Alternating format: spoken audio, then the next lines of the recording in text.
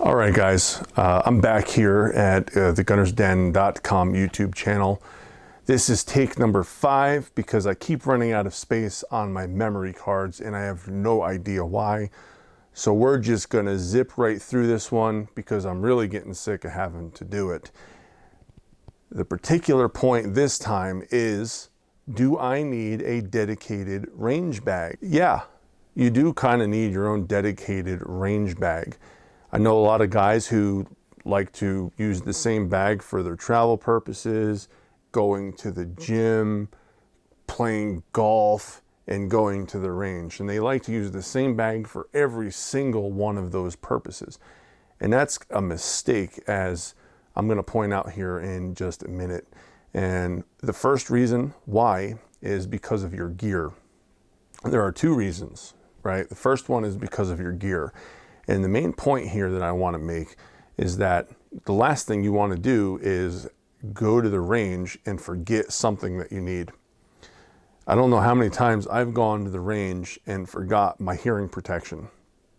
Happens way more than I like to admit, actually. And one time specifically that gave me permanent hearing damage because I found some foam inserts at the bottom of my bag that doubled as my range bag and my travel bag and my gym bag, and it was just a bag. I feel like my wife and kids even use the bag at various points for hikes and stuff like that.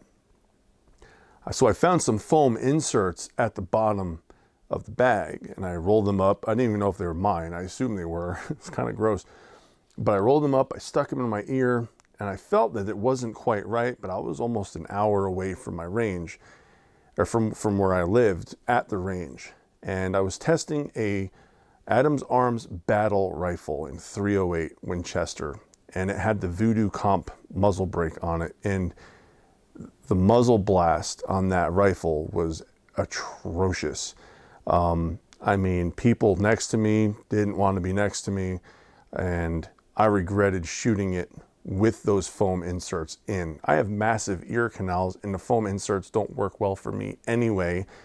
Even as far back as when I went into the Marine Corps, I have ear problems because of the foam inserts. So I made do with what I had. I got home after running just a single magazine through that gun. I called it quits afterwards, and I went home and I felt concussed afterwards and my ears were ringing for hours. So since that point, and this was probably 5 or 6 years ago, I think I was writing that specific review for either guns.com or The Truth About Guns. I can't remember which one. I was kind of in between publications at that point. But the point is not wanting to forget your gear, and having a dedicated range bag almost completely eliminates that problem. I mean, there's always a chance that you forget something, right? Like if you took your hearing protection out of your bag, you change the batteries, you get distracted by your kid, you put the things down, and then you accidentally go to the range without your hearing protection. Stuff like that can happen for sure. I mean, there's never a guaranteed way that you'll always be able to have your stuff. However, if you have a dedicated range bag, it eliminates a totally different problem that, to me, is actually more important, and that is traveling. The last thing you ever want to do is take your range bag, bring it home, think you take all your stuff out, only you leave a box of ammunition, and then try to go board a plane. That is a big no-no. And you actually hear stories about people doing that all the time. You might not realize it, but a lot of the times when you hear of people getting stopped at the gate because they had a gun, or stopped at the gate because they had a box of ammo or something like that, it's because they forgot to take their stuff out of their range bag. It happens. A lot of us grow complacent over time, and we forget to do specific things. We forget to take the stuff out of the bag when we're done with it. So having a dedicated range bag, kind of like this one here from Ready Up Gear, right? This is my new range bag. I've had this for about 3 weeks now. I will be doing a review on this range bag in the coming weeks or months, so make sure you stay tuned for that. This bag is really cool though. I just want to show you one really cool feature, right? So it's a nice sized bag here. It's got some storage space and pockets and whatnot, but what's really cool about it, this is called the Range Ruck. Now I don't store the bag like this. I knew I was going to be talking about a range bag, and I knew I was going to use this one as an example because I thought it was cool. So I wanted to stick these things in here. So now we have these little piggies. So let me tell you a little story. This little piggy, 1911, went to the market. This little piggy, the Sky CPX3, stayed home. This little piggy, the FN509, had roast beef. And this little piggy, the Smith & Wesson 627 PC,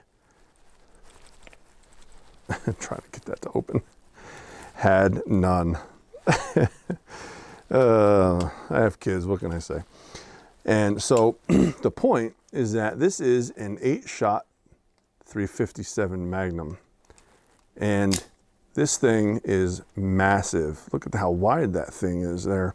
And it fits. It's snug, but it fits. So let me try to show you there. So this is going to be my dedicated range bag, my new one. I do have a dedicated range bag already, a couple of them actually, because I shoot a lot of guns. I will leave a link in the description where you can find this. Again, it's the Ready Up Gear Range Ruck, and a review will be forthcoming in the coming weeks and months, or months. I'm not sure which one. But I do have multiple range bags because I shoot a lot. And because the range I go to is at somebody's house and it's about an hour away from where I live, I bring a lot of guns with me and I bring a lot of ammo with me. So I have multiple range bags. But this is going to be my new handgun bag. It's going to be specifically dedicated just to handguns. And getting back to the point is that the last thing you want to do is accidentally try to board a plane with a box of live ammunition in the bottom of your range bag because you forgot to pull it out. You cannot board a plane with a carry-on backpack or duffel bag or any suitcase or whatever. You cannot board a plane with a box of live ammunition. And being that right now a box of ammunition is like a box of 9mm, like $50. The last thing you want to do is to have to get rid of that ammo because that's expensive, right? When it was like 14 bucks a box, that was like no big deal, I guess, right? Those were the days. Anyway, so flight is just one particular way you could get jammed up. Another thing that you may find yourself, if you don't fly, but like let's say, right, so I live in North Carolina and I have family in Pennsylvania. My permit is valid in Pennsylvania, so under the protection of 926A, I should be able to, in theory, drive from North Carolina to Pennsylvania, at least as of the recording of this video. However, what happens if I get pulled over in Maryland? Okay.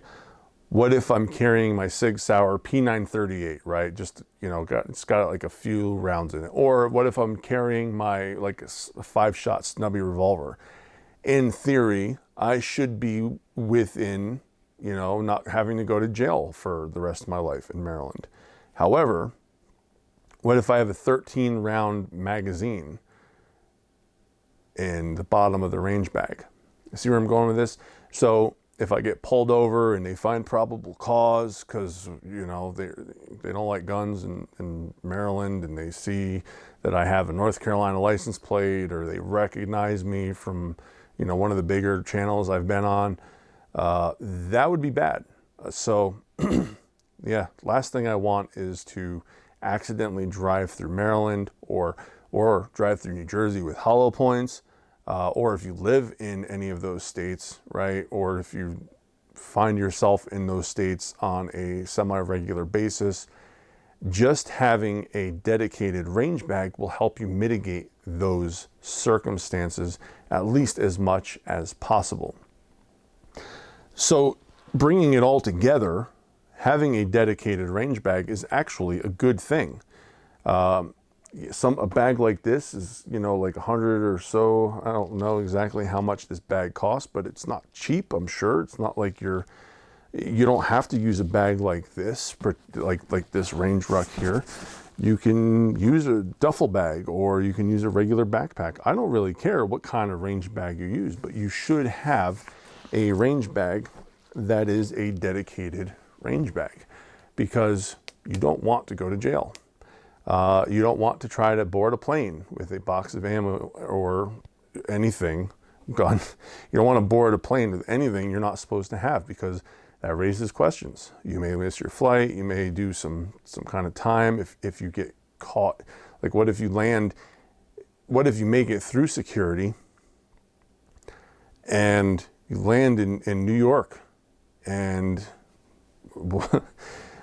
yeah, it's just not a good situation to be in at all. So having a dedicated range bag helps to mitigate all of the above. And I strongly, strongly suggest that you have a dedicated range bag. So with that sums it up. And I hope that you liked this video. This was I don't even know what take I'm on at this point. I just want to get this video done. So I'm just going to close. I hope you enjoyed it. Thanks a lot.